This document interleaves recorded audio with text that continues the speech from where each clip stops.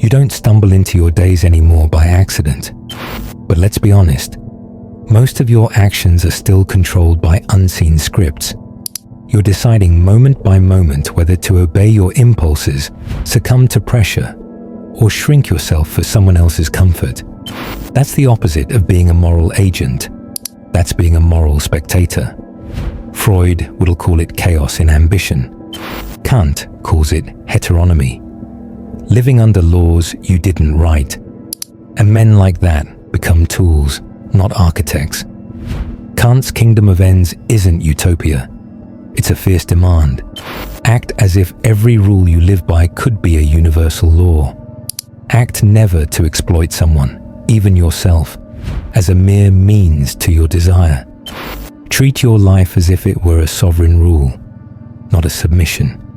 You're not a subsidiary in someone else's narrative. You're not meant to serve the moods of others or redefine yourself for approval. Kant teaches that as a rational agent, you belong to the moral law. You are the lawgiver in your inner kingdom. But most men behave like subjects, waiting, pleading, filtering themselves to fit external demands. You respond, you align, you obey feelings masked as ethics, and then you wonder why your backbone softens. Freedom isn't doing what you want. It's being governed by what's right, even when it costs you. It's treating others as ends, not stepping stones. It's refusing to play the film of emotional manipulation. Begin here. Watch your life script. Notice the moments you choose comfort over conviction. Notice how often you censor your clarity to keep peace. That's heteronomy. That's immediate self-abdication. Kant doesn't say emotions are wrong. He says they don't get to legislate your decisions. Reason does. Your presence does. Your voice, reasoned, principled, does. So reclaim your status. You're not here to follow hidden impulses or inherited roles. You're here to set maxims, to live by design, to speak and act as if every choice you make is a code of law in a sovereign kingdom of rational men, yourself included. That's where being a man begins. You've confused guilt with conscience, and that's not your fault. It was done to you. From childhood, they told you to be a good boy, but they never defined good with clarity, just obedience, just pleasantness, just silence, especially when you were angry, sharp, decisive. They didn't teach you ethics. They taught you emotional submission. Kant wouldn't recognize that as morality. He'd call it slavery dressed in virtue. You obey not because it's right, but because it's safe. You bite your tongue not because it's just, but because you're afraid to be seen as cruel. You compromise not because you're wise, but because you fear being abandoned. That's not moral autonomy. That's emotional coercion. You let others dictate your code, and worse, you reward them for it. The sigh from your girlfriend becomes law. The tone from your boss rewrites your values. The collective mood on social media shapes your beliefs. You're not acting, you're reacting. You're not a man in command. You're a man in costume, playing nice to avoid the guillotine of judgment. Kant's man doesn't live that way. He doesn't take his orders from sentiment. He feels, yes, but he isn't ruled by it. He governs himself. He asks one question before every action. Could I will this for every man, every time? And if the answer is no, he doesn't do it. Not even when it hurts. Not even when it costs him praise, comfort, or affection. You're not taught that version of strength.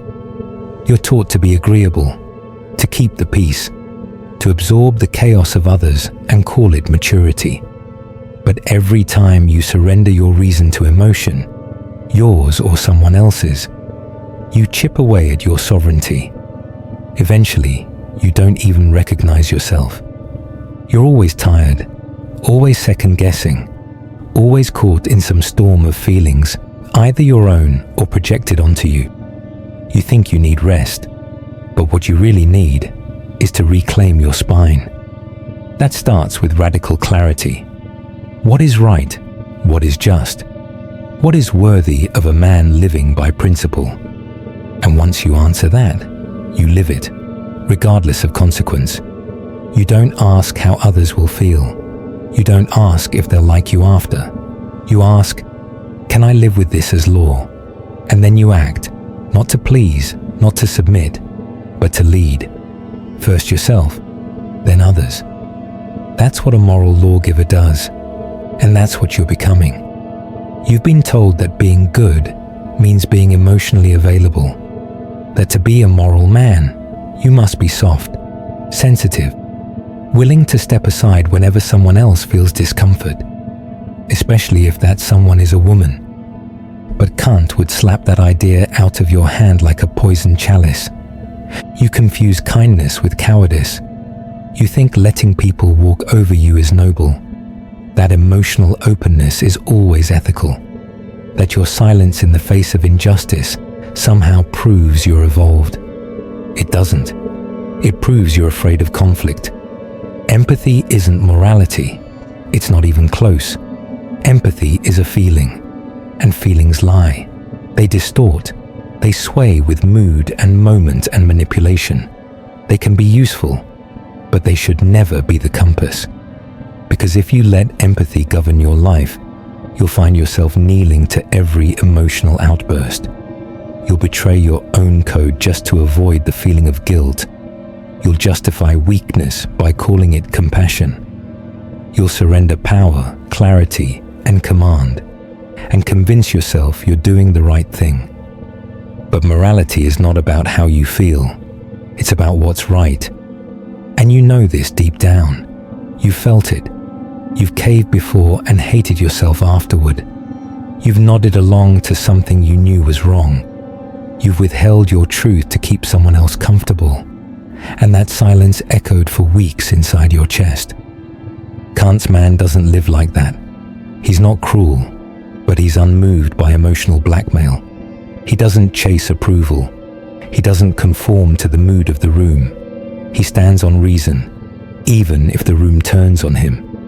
Because morality isn't consensus, it's principle. You want to know why you feel hollow? It's because you've made 1,000 tiny choices based on what other people feel, not what you know. You've been a servant to the weather of other people's emotions. You've adapted, adjusted, shrunk yourself, and you wonder why you feel small. Start saying no, not because you want to rebel, but because your truth is louder than their tension. Not because you hate them, but because you won't lie to yourself again to make them feel better. Your feelings matter, but they aren't your king. Your mind is, your will is, your principles are. Because in the kingdom of ends, a man isn't ruled by noise. He writes the law, not with volume, but with stillness. Not with fear, but with reason. And if that makes you unpopular, so be it. You weren't born to be liked. You were born to lead. You were trained to chase agreement, to check the room before you speak, to make sure your words land softly enough, gently enough, politically enough. You didn't choose that. It was baked into you, in school, in media, in relationships. The lie that morality is measured by how many people nod when you talk. But Kant would call that submission masquerading as ethics. Consensus is not morality, it's comfort. And comfort is not your ally, not when it's bought by betraying your reason. You've been making trades, your silence for her affection, your integrity for group approval, your discomfort for a pat on the head. And each time you shrink. Kant didn't see freedom as doing what you want. He saw it as the power to act on reason, even against your wants. He taught that the highest form of dignity is autonomy, the self-governing man, who is not pushed around by the tide of opinion, who doesn't twist his values for applause.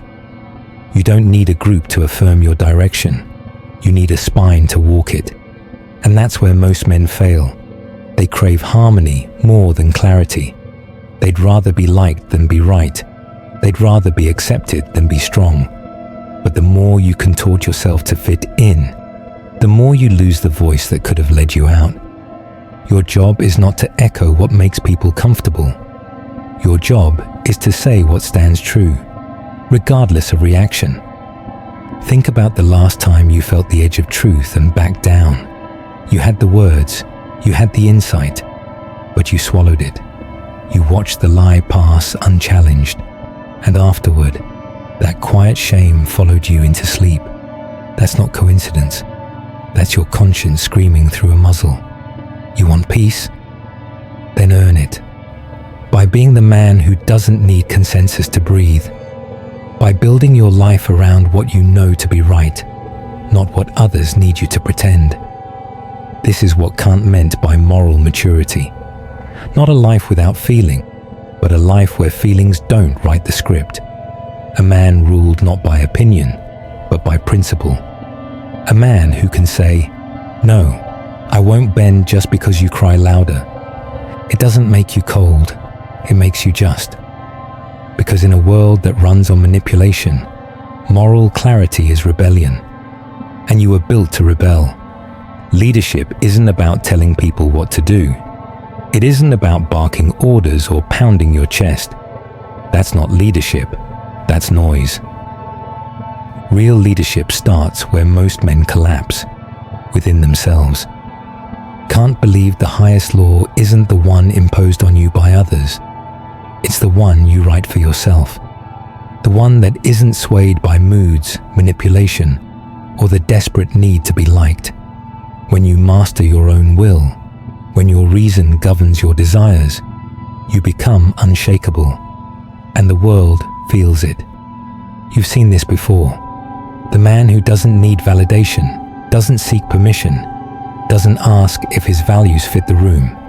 He is the room. His presence shifts the air, not because he's arrogant, but because he lives by a code that doesn't bend to convenience. Contrast that with the modern man, the one who apologizes before he's even spoken, who edits his words mid-sentence to avoid offense, who waits for emotional approval before acting. He thinks he's kind. He thinks he's moral. But in truth, he's just afraid. Fear cannot lead. And that's the truth you need to swallow. As long as your decisions are dictated by fear of rejection, you will never stand as a lawgiver in your own life. You will always orbit someone else's sun. Kant didn't teach you to dominate others. He taught you to dominate the chaos inside yourself. The pull of pleasure, the panic of fear, the lure of compromise. He wanted men to be so rooted in principle that no amount of social pressure could make them betray their own integrity.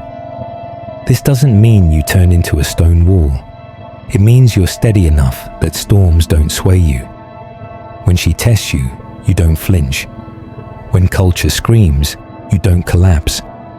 When the world demands your compliance, you stand and say, "I will do what is right, not what is easy."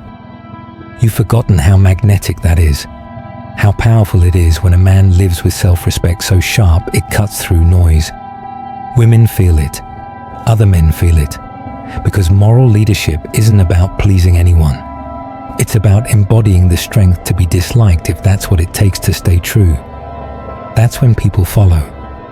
Not because you told them to, but because you've become the rare thing everyone secretly craves. A man who owns himself. You walk through a world that has no compass, a culture that punishes truth and rewards compliance. You know it.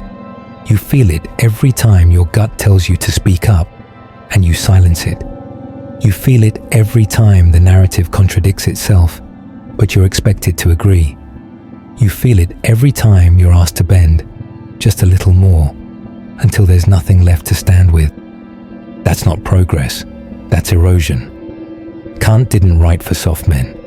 He wrote for you, the one who knows he's been living below his code. The one who's been appeasing instead of asserting. The one who's been trained to outsource his moral compass to social media, women, culture, the group. But the group doesn't save you. The group doesn't lead you. The group doesn't live for you. You do. You are the kingdom. You are the sovereign. And in Kant's world, that means you carry the weight of law inside your chest. Not a law made of fear or shame or obedience, but one made of rational fire, of clarity, of dignity, of reason that burns through confusion and stands even when no one claps for it. You were never meant to be a consumer of rules. You were meant to be a creator of order. You want respect? Then stop outsourcing your morality. Start crafting it. Live it. Not performatively, internally. Not as theater, for real. Quietly, relentlessly, steadily. That means no more rationalizing weakness under the mask of empathy. No more hiding behind tolerance when what you mean is fear. No more moral cowardice dressed up as virtue. It means leading your relationships, not with control, but with clarity. It means saying no when something feels wrong, even if it costs you attention, affection, or popularity. It means building a code so tight that temptation bounces off it. Because that's what this is. A war between men who kneel for peace and men who rise for principle. You already know which one you've been, and you know which one you're meant to be. So here's what you do now.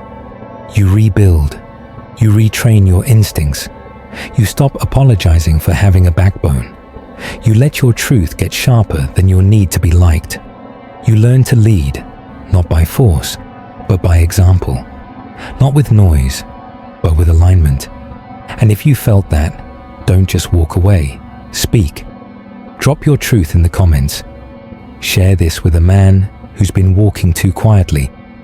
Subscribe so you stay in this fight with brothers who are building something real, who live for order in a culture addicted to chaos. You've got a law to live by now, and men like you don't disappear back into silence.